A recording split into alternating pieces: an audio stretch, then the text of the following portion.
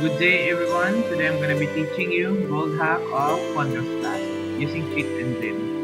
First thing you have to do is you have to go to an altar, then open your cheat engine, input your current amount of gold. We have 250,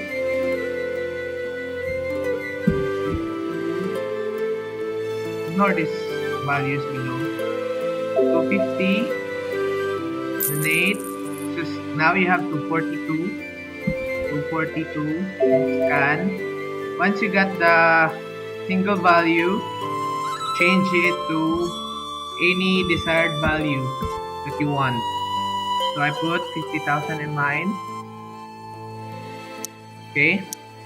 So after that we have to go to the training altar. So in training we are allowed to buy ability points and skill training. You can buy as much as you want since you have a lot of gold. So that you can improve your desired skills.